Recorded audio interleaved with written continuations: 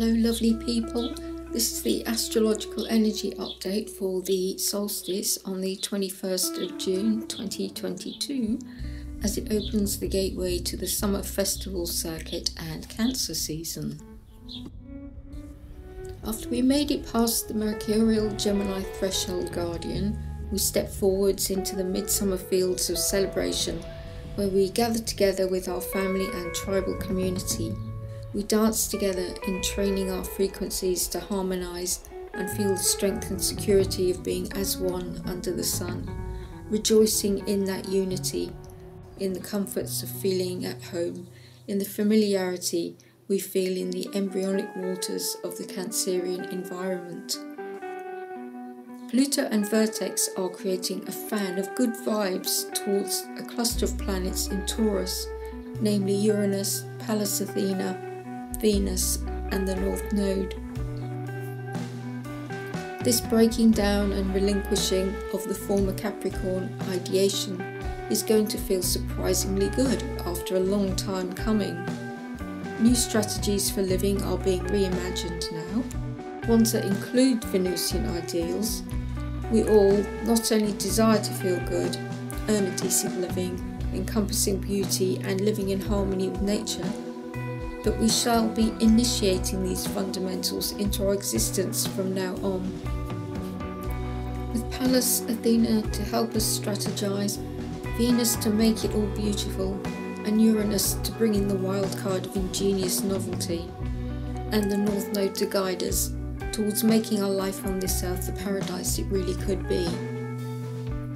As we historically do gather together for these solstice henge rituals, as the sun changes direction, we all gather together and share our stories so that we can collectively gather the fragments of the narratives told by witnesses who have come from all the four corners, that when collated and bound as a single column reveal to us the whole story and the bigger picture. We see both the illustrated images invoking our emotions, and we hear the words spoken from every dialect and intonation, each expressing a different point of view. Then we learn that what we thought was real from our personal situations, we can now understand was just a chapter from the whole book. And things begin to make sense as we begin to realise how we are all inextricably linked and connected to the same never-ending story. This is the power of unity and what happens when we gather to hear every single story. This is how we benefit from listening to the points of view that are so different to our own beliefs and perspectives, because learning what is viewed and experienced from the others gives us the expanded vision we need so we can understand the complex nature of what truly is, and know without doubt that we are all just different parts of the same shared historical heritage. Jupiter conjunct the Moon in Aries is positioned at a sextile hinge linking Pluto to Mercury in Gemini and the Taurus cluster. These hinge corners are cardinals, henge portals, where we can pivot our energy and change direction as they open the way towards previously unforeseen trajectories. Jupiter is big sky thinking, and in Aries it's initiating new ideas that will be coming in thick and fast. Ideas that may have begun filtering through our dream states under the Sagittarius full moon will now start to formulate and help us shed the toxic, outdated, malingering stuff from the past by giving us insights into what and how we can remodel those old-fashioned structures that no longer serve our well-being as a collective society, towards laying the foundations of better structures that will not be toxic, but will instead be regenerative, sustainable and healthy. With Neptune in the last decan of Pisces, also on this hinge angle, we can utilise our Neptunian dreams and direct our fantasies towards envisioning a much more gentle and loving way to exist. Neptune 3rd decan Pisces relates to the 10 of Cups tarot card, with the energy of a loving family together, looking forwards towards their home, above them in the sky a beautiful rainbow, filled with the Ten of Cups. It emphasises the familial comforts we feel from our home environment. When all the colours of the rainbow are coherent, it transports us towards finding the invaluable treasure that is the alchemical gold we reach when we transform our ignorances and integrate our lost aspects of self from the past. Each cup is filled, whether that be from resolving our own wounded childhood or an ancestral wound. On a larger scale, it will be when all things on the planet, all beings on the planet, realise how closely related our DNA actually is, and that the only way to be rich is to value the other and ourselves alike. The 10th aspect of this crossing will be at the T-square between the opposing energies of the South Node in Scorpio towards Uranus and Venus in Taurus.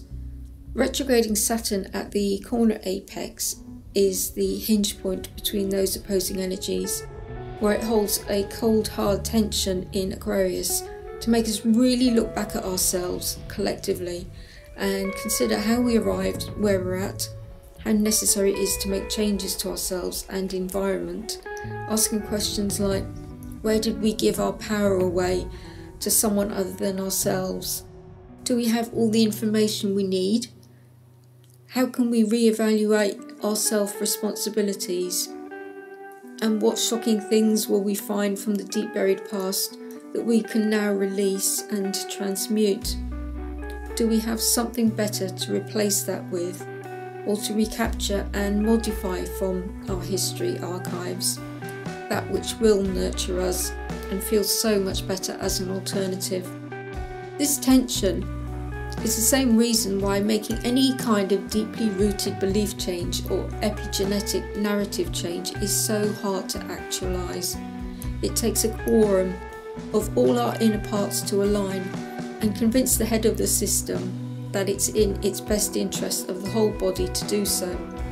But most importantly, for that controlling head to permit and issue the change command that will release the grip of the protective veil of illusion that hides the truth code. In order to edit the entire system matrix, it must believe wholeheartedly that it is safe to re-index, absolutely safe. Because making these massive, life-altering, genome-altering, system-altering edits cannot be undone, and the effects reconfigure the entire world reality. Our normality shifts. Everything we knew before will be gone. So for that reason, the Saturnian big boss of what we experience as our matrix of reality must know that it is what all parts truly need on every conceivable level, i.e. the all must align with the new ideals and the ways of being that are believable, all parts. Saturn is retrograding now, going back over the final degrees of the Aquarian collective again to make sure that each and every part is actually for the big irreversible changes that lie ahead in the future, for when he does finally cross the threshold into Pisces. For now though, the solstice sun will be shining a warm, hearty beam towards Saturn to assist in the melting of the icy grip of the outmoded reality that has brought us to this point in time and space. The rays from the sun are bringing data that says, remember well.